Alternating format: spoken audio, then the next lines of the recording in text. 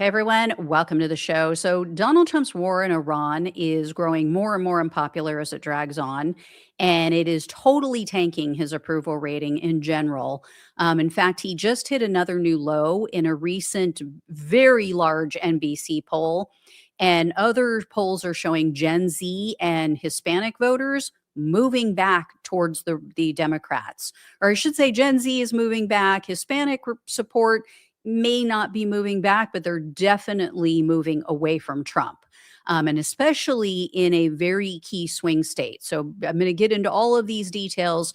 Before I do, please do me a huge favor. Hit the subscribe button below this video. It is free for you. Really, really helps the show, and I tremendously appreciate it. So first, let's get into the NBC poll. So this was conducted between March 30th and April 13th. They surveyed over 32,000 US adults. That is like 10 times larger than a typical poll.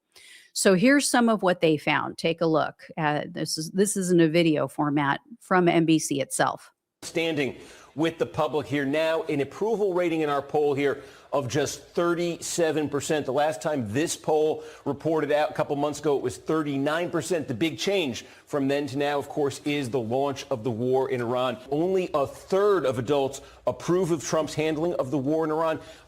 There's a quarter, I should say, 1/4 of Republicans say they disapprove. Those who call themselves Republicans talk about Iran, what people think should happen from here, and this right here, take no further action. That's by far the most common choice you're going to hear. 61% say that, and again, that includes a third of Republicans. Well, this continues to be a problem for the president. Inflation, the cost of living, this has been the story of his second term. Only a third approving of how he's handling that. Also, though, now more recently, the cost of gasoline, what they're paying at the pump here. Add these two numbers together, very somewhat. 2/3, 65% say that the cost of gasoline is a serious, in some way, problem for them and for their families right now. If you want to say there's a bright spot in this poll for Trump, it's right here. Now, look, it's still majority disapprove on border and immigration, but these marks are higher than in other areas, and this is an improvement for Trump from earlier this year.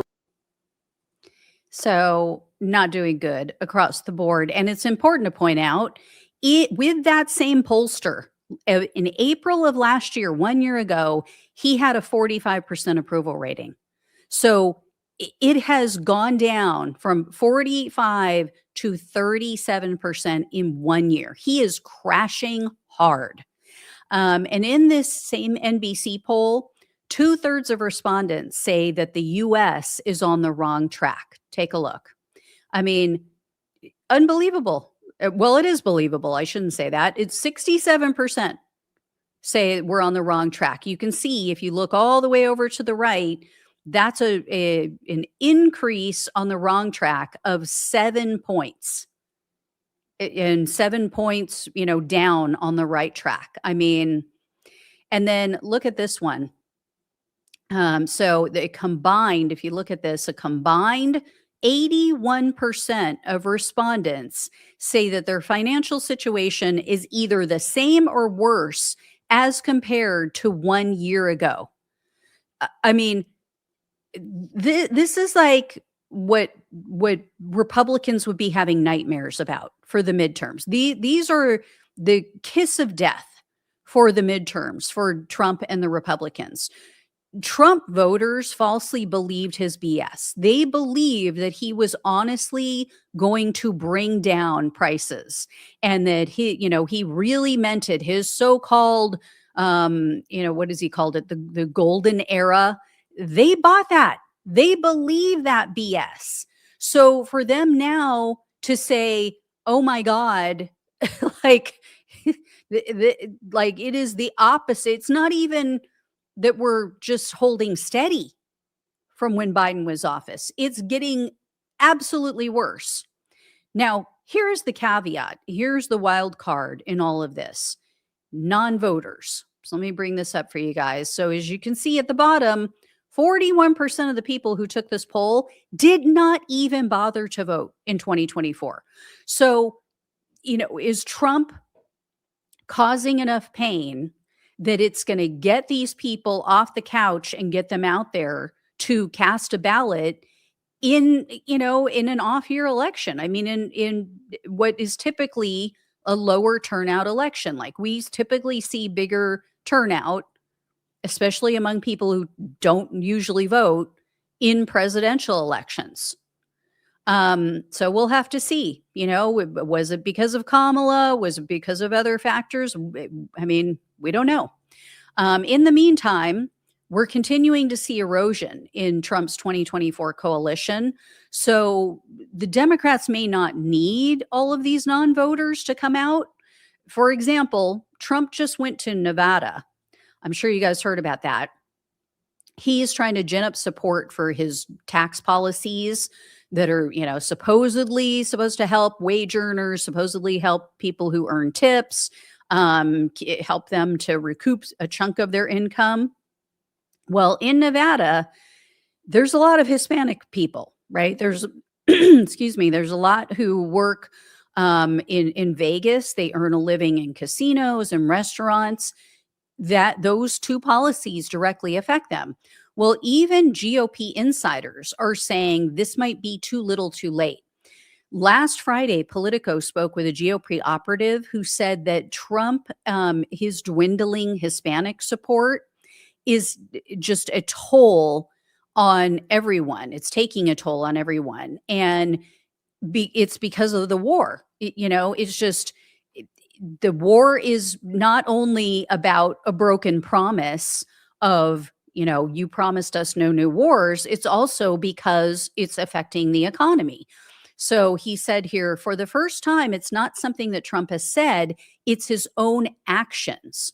I think ultimately, if this doesn't get resolved, I think we see a lot of those Latinos who have been trending our way just stay home. As like I said, it's not hard to figure out why, right? Because they may see a little bit of savings from being able to write off their tips or, write off overtime. But then when you're spending even more than that at the grocery store and the gas station, they're like, what's the point? I'm still falling behind. And this is showing up in the polling. So there's a poll conducted by Somos Votantes. They are a polling organization that focuses specifically on Hispanic voters. They recently conducted a survey in 8 states. These 8 states have critical races coming up. So this is Arizona, Georgia, Michigan, Nevada, New Mexico, North Carolina, Texas, and Wisconsin. What they found is that Trump is 24 points underwater with Hispanic voters in all of those states. And Democrats have a 15-point lead over Republicans with likely voters. They also said that they have a 20-point lead on the generic ballot. So that's when they asked them, if the election was held today, would you vote for a generic Democrat or Republican? Like, we're not going to give you a specific one, but in general, are you going to go for which party will you vote for? And Trump is at negative 30 points in regard to his handling of the economy. Also, about 2/3 of their respondents said that prices have risen a lot in the past year. That was a major reason why a lot of them voted for Trump. And by a 2-to-1 margin, these Hispanic voters blame the Republicans. They blame their economic policies, including Donald Trump's tariffs, the money we're spending on the military, cuts to health and food programs. So overall, they're not digging this. And then in another poll, it's the Florida International University poll. They did a poll specifically of Hispanic voters as well. 2/3 of the respondents in that poll say that the country is headed in the wrong direction. So you can see here, 67%. And then if you look at the next box over, the blue one, you see that 29-point advantage for Democrats. Again, this is on the generic ballot. Like, if the election was held today, would you vote Democrat or Republican? And then check out Trump's disapproval rating, I should say, with Hispanic voters. So this is broken down by state. So it says 76% disapprove in Arizona, 72% in California, and 71% in Texas. And then Florida is a little bit better, 54% disapprove. I mean, it's Margaritaville, guys. What can we say? Anyway, and this sentiment, this is consistent among all pollsters. So there was a new poll or a new survey conducted on behalf of the groups called Third Way and Unidos United States or US. They found that more than 1/3 of Hispanic Trump voters, so Hispanic people who voted for Trump in 2024, 1/3 of them now regret it. But he's not just bleeding Hispanic voters. Like I said at the beginning, it's also Gen Z voters and then younger millennials. So take a look at this. So this is kind of small, so you might not be able to make it out, but a combined 76% of voters who are 34 and under, 76% of them either somewhat or strongly disapprove of how Donald Trump is doing his job. So 3/4 of people under the age of 35. And then take a look at the lead that Democrats have on this generic ballot question. So this is in this same poll. Again, I don't know if you guys can make it out. It's very small, but among all age groups, Democrats hold only a 2.3 point advantage. If you look at all of the age groups, though, and you look at the 34 and under group, they favor Democrats by a huge margin. 59% said that they would vote for a Democrat if the election was held today. Only 22% said that they would vote for a Republican. Again, you have people who aren't going to vote, who are going to vote for third party or whatever.